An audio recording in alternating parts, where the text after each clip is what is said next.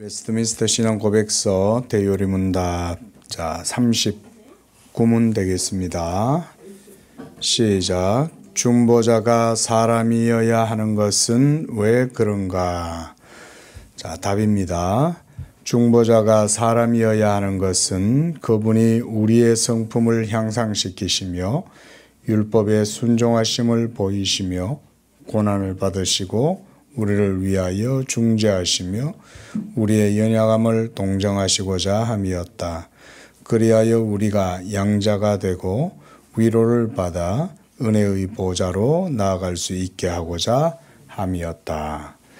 그리스도의 중보자의 인격, 우리가 중보자의 인격에는 신성과 인성이 있다 그랬습니다. 그러면 왜 신성, 그러니까 하나님의 영이신 하나님만이 다 하실 수 있는데 왜 굳이 우리와 같은 사람이 되어야 하셨는가? 이제 이런 얘기죠. 먼저는 보면 첫 번째 줄에 우리의 성품을 향상시키시고 또 율법에 순종하심을 보이시고 그리고 고난을 받으시고 우리를 위하여 중재하시고 우리의 연약함을 동정하시고자 함이었다. 이런 것들은 모두가 다 그리스도의 인성이 없이는 이루어질 수 없는 그런 내용입니다. 그래서 먼저는 우리로 하여금 그리스도를 본받게 하고 그래서 우리의 성품을 향상시키시는 이것은 먼저 그리스도께서 우리의 대리적 속죄를 이루셨을 때에 죄로 말미암는 우리들을 거룩하게 하고 온전하게 하시는 그런 것이 바로 그리스도의 인성으로 말미암는 것이기 때문에 그렇습니다. 그 다음 율법에 순종하심은 우리의 자리에서 그리스도께서 우리를 대신해서 율법에 순종하시는 거예요. 원래 이것은 첫사람 아담이 하나님의 계명을 순종해야 했죠. 그죠? 근데 첫사람 아담이 계명을 순종하지 못했잖아요. 그러니까 그리스도께서 둘째 아담이 되셔서 우리를 대신하여 대표로 그래서 그리스도를 둘째 아담이시다 이렇게 말하는 거예요. 그래서 둘째 아담이신 그리스도께서 우리의 대표가 되어서 우리를 대신해서 하나님 앞에서 율법에 순종하셔서 그 순종의 행위를 통해서 우리의 모든 의를 그리스도가 행하시는 거예요. 그 다음 고난을 받으신다는 것은 이것은 당하신 순종이다. 우리가 이렇게도 표현하면 되겠습니다. 그래서 그리스도의 순종을 우리가 행하신 순종과 당하신 순종 이걸 우리가 교리에서는 능동적 순종과 수동적 순종 이렇게도 표현을 합니다. 요즘 어떤 분은 그리스도의 이 능동적 순종 그러니까 행하신 순종을 좀 부정하시는 분도 계시는데 기본적으로 개혁신학은 17세기 때부터 해서 지금까지 모든 대부분의 개혁신학자들은 그리스도의 인성을 통해서 우리를 대신하여 율법 아래에서 나시고 전체 생애를 통해서 율법에 순종하신 그 능동적 순종 그러니까 그걸 우리가 행하신 순종이라고 그래요. 아담이 행해야 했잖아요. 그렇죠? 아담이 행했어야 할 그 율법에 대한 의를 아담이 못했을 때 이제 그리스도가 대신 둘째 아담의 자리에 서셔서 그 일을 행하시는 거예요. 그 다음 아담이 범과했죠. 아담이 범죄했으면 그 범죄에 대한 페널티가 주어져야 되잖아요. 그럼 그 페널티는 우리가 당하면 당연히 우리는 당해야 되는 거지만 그 율법 형벌, 공의의 진노, 저주, 형벌에 대한 페널티를 그리스도가 우리와 같은 몸을 가지시고 우리의 자리에서 형벌을 당하시는 거예요. 그렇게 하심으로써 그 율법의 진노, 형벌을 당하심이 바로 십자가에 고난받으시고 죽으심이에요. 아담에게 하나님께서 반드시 죽는다 이렇게 얘기하셨죠. 그랬을 때 그리스도가 그 반드시 죽어야 할 율법의 형벌을 대신 하나님 앞에 지신 거예요. 그러니까 그리스도는 순종을 통해서 언약의 의무를 친히 다 행하신 거죠. 자, 이 모든 것들이 다 우리를 위한 거예요. 그렇죠? 그는 죄가 없으신데 그가 우리를 대신하여 질고를 지고 고난을 당하였도다. 매를 맞았도다. 이사야 선지자도 그리스도에 대해서 그렇게 얘기하죠. 자, 그 다음 우리의 연약함을 동정하시고자 합니다. 이것은 또한 우리의 연약함, 인성의 연약함, 이걸 얘기하는 겁니다. 이 인성의 연약함을 그리스도께서 친히 겪으시면서 함께 하시는 거예요. 함께 하셨기 때문에 또한 연약한 우리들을 위해서 기도하시고 도우실 수가 있게 된 겁니다. 이 신성으로서는 이것을 못해요. 신성으로서는 물론 우리가 신성이 못하실 게 뭐가 있냐 이러지만 중요한 건 뭐냐면 우리의 구원과 의가 되기 위해서 율법의 모든 의를 그리스도가 만족시켜야 되기 때문에 그래요. 요것 때문에 인성이 없이는 안 되는 거예요. 전능하신 하나님이 뭐 못하실 게 어디 있어요. 그러나 전능하신 하나님이실지라도 못하실 게 있어요. 딱 하나님이 못하시는 게 뭐냐면 자기를 부인하실 수 없어요. 하나님은 이걸 못해요. 자기를 부인하실 수 없다 이 말은 뭔 말이냐면 자기가 친히 세우신 율법은 하나님 그분 자신의 법이라도 하나님은 그것을 어기실 수 없는 거예요. 왜냐하면 그건 자기의 이름을 걸고 세운 법이잖아요. 그게 첫 언약 때 아담에게 세우신 생명의 약정, 바로 선악과 계명이에요. 근데 둘째 아담이신 예수 그리스도는 이제 율법의 모든 의죠. 구약의 율법을 통해서 이것을 행하라, 그리하면 살리라 라고 명령하신 그 모든 율법의 계명을 그리스도가 친히 행하고 또 율법의 형벌도 당하고 이 두 측면을 다 한 거예요.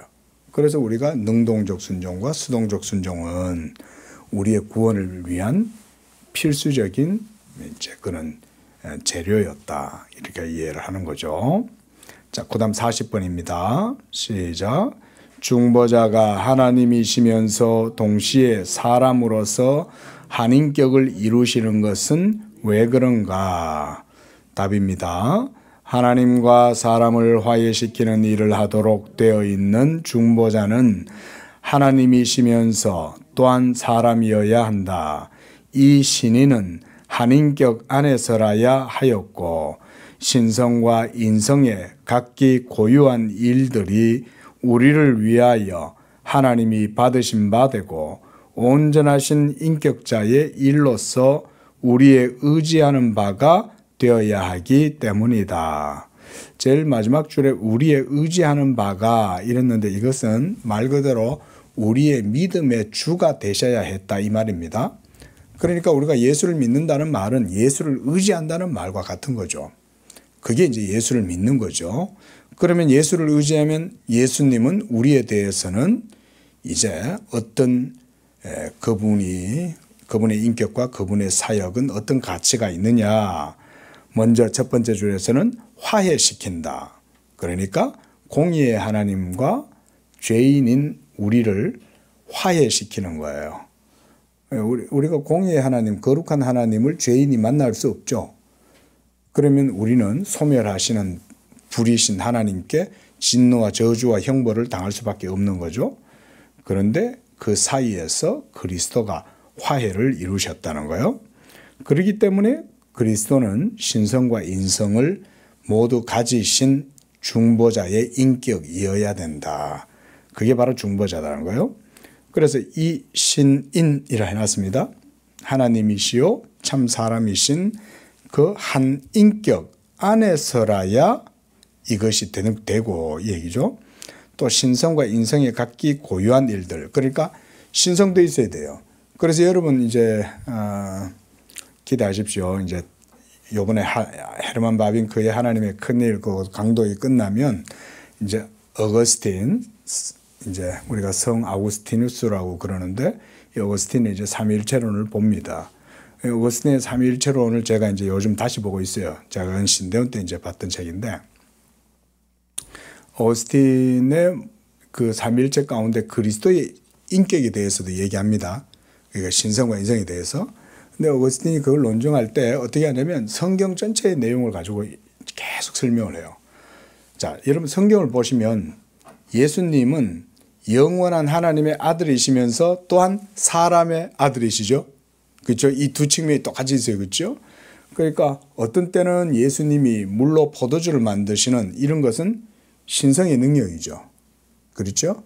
그런데 어떤 때는 예수님이 줄이신지라. 우리가 오늘 아침에 봤던 사마리아 여인과 예수님이 만났을 때도 성경에 보면 뭐라고 했냐면 예수님이 목이 마르셔서 우물가에 쉬셨다 그랬어요.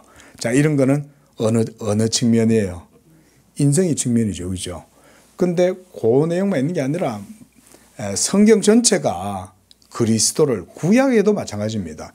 구약에도 그는 실로 질고를 당하여 우리의 죄를 짊어지고 고난을 당하였거늘 이러면서 그 고난 당하는 것에 대한 얘기를 하죠. 구약에서도.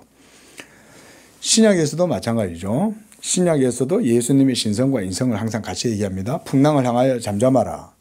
죽은 나사로를 향하여 나사로야 일어나라 이렇게 얘기하고 또 오병이어의 기적을 행하고 이런 모든 능력들은 다 하나님으로서 그리스도의 인격을 보여주는 거죠.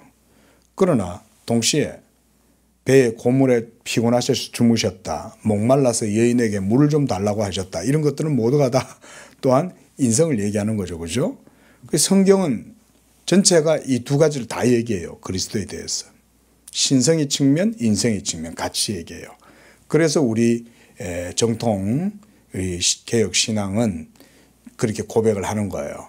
그리스도의 한 인격 안에 그 중보자의 인격 안에 참 하나님으로서 신성과 참 사람으로서의 인성이 하나로 연합되어 있다. 이 연합은 말 그대로 신인의 연합이고 신비한 연합이다. 이제 이렇게 얘기를 하는 겁니다. 자, 그래서 신성과 인성의 각기 고유한 각각의 일들을 우리를 위하여 하나님이 받으실 수 있도록 그리스도가 다 행하시는 거예요.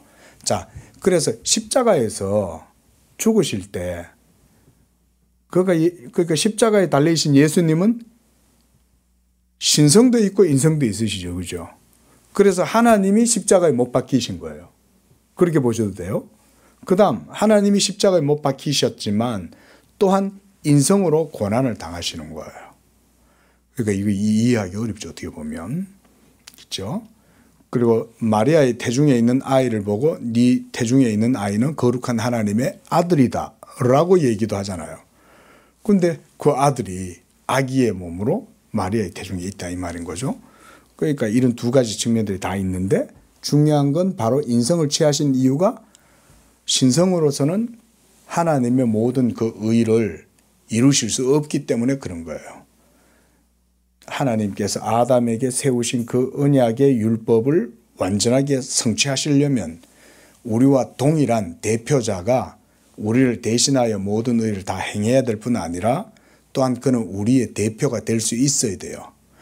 아담은 죄가 없으니까 우리가 그대로 아담에서 태어나면 그대로 아담이 행한 모든 것에 따라서 우리가 하나님의 자녀가 되고 영생을 누릴 수 있었지만 이제 아담이 타락하고 난 이후에는 더 이상 다른 아담이 혈통을 통해서 날 수 없잖아요. 그래서 하나님이 친히 그리스도를 마리아의 태중에 이제 임태하게 하시고 거기에서 이제 일을 하게 하신 거죠. 그래서 우리의 믿는 믿음의 대상의 주가 되셨다.